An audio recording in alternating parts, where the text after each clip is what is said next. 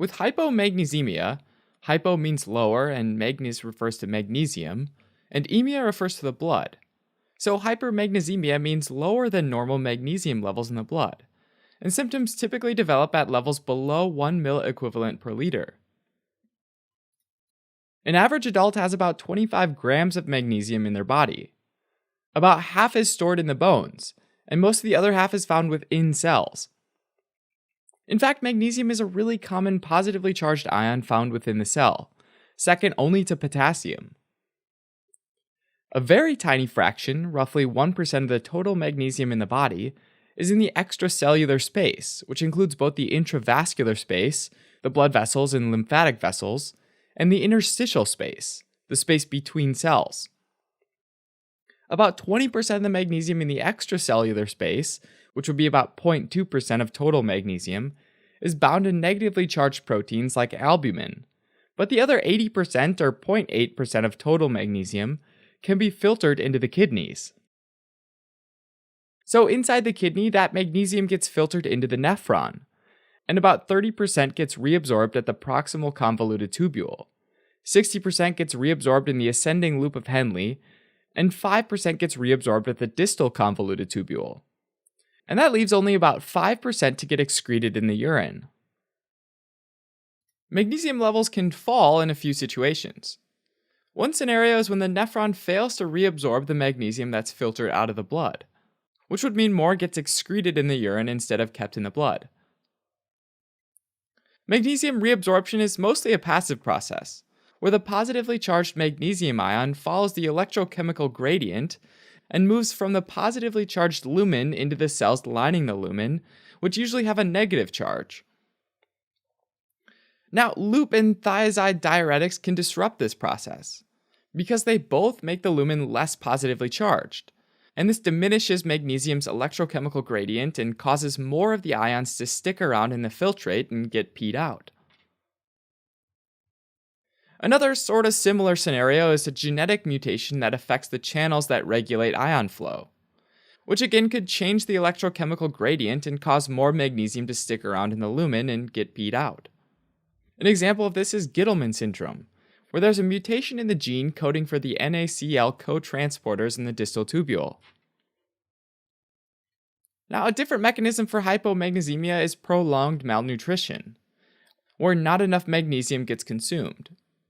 Alternatively, there might be enough consumed, but not enough absorbed in the gastrointestinal tract. So instead of going into the blood, it gets excreted. And this can happen because of interference from medications like proton pump inhibitors, or from a bout of diarrhea. Another cause of hypomagnesemia includes uncontrolled diabetes mellitus, where sometimes there can be increased levels of glucose in the blood. And this means that there's also increased glucose filtered into the kidney and nephron, which ends up attracting a lot of water and causes a large volume of urine to flow through the nephrons. This high urinary flow carries ions like magnesium right through the nephron, because the fast flow doesn't allow enough time for magnesium reabsorption to happen. Yet another cause is hungry bone syndrome, which is when the thyroid or parathyroid glands are surgically removed, which leads to increased bone formation. In this case, the osteoblasts, or bone-forming cells, are literally hungry for ions to make more mineralized matrix, and so it ends up taking the magnesium from the blood.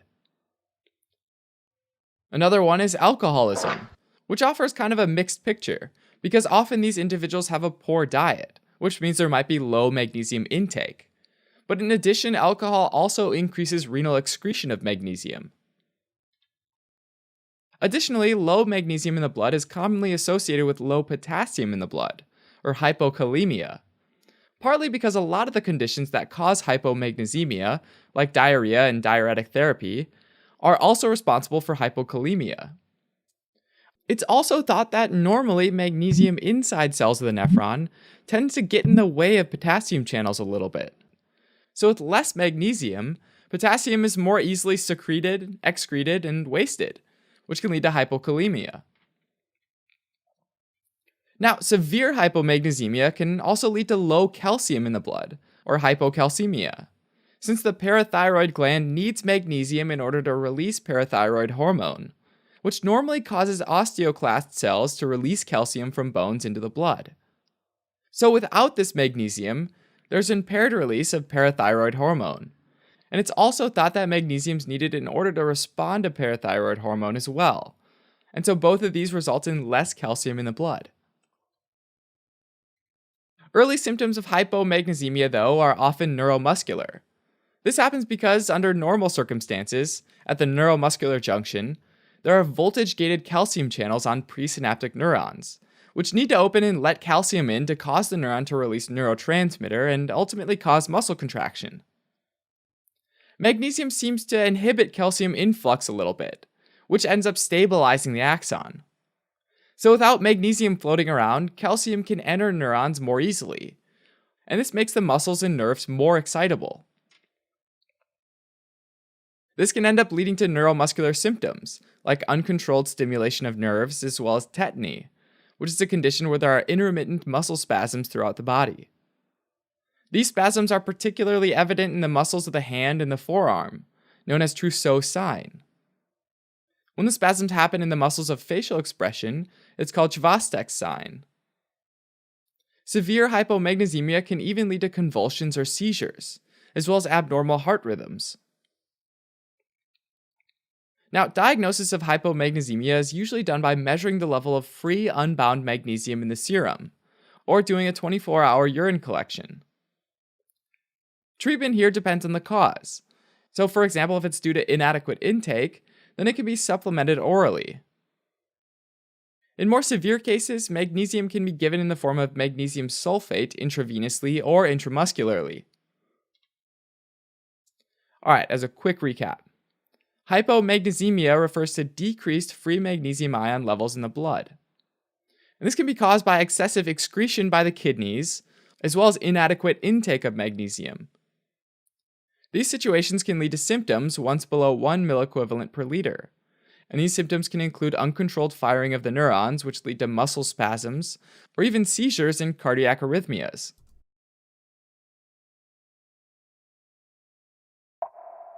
What's up, guys? Thanks for watching. I got a couple updates for you. Update number 1 is that video was marks one of the last videos in the renal playlist, like all the renal videos. We're almost done with all of them, just like cardiovascular, which is really exciting because we've been working on them for a really long time. So that's going to be awesome. So look forward to seeing the last of those in the next couple of weeks here. Second update is that the Osmosis team is going to VidCon this year, so we're just kind of hashing that out, which is really exciting and really looking forward to that because it's going to be a blast. We went last year and it was really fun. So if you're going to go to that, we'll see you there. Other than that, I'm just going to say thanks to Debal for writing the script, Rishi for editing the script, and then I did the illustration and the audio. You guys can always help support us by donating on Patreon or subscribing to our channel, as well as subscribing to all our other social media outlets like Twitter, Facebook, Instagram, and even Reddit, where we have a subreddit called r/osmosit. So go check that out, upvote some stuff, do what Redditors do. All right, guys. See you later.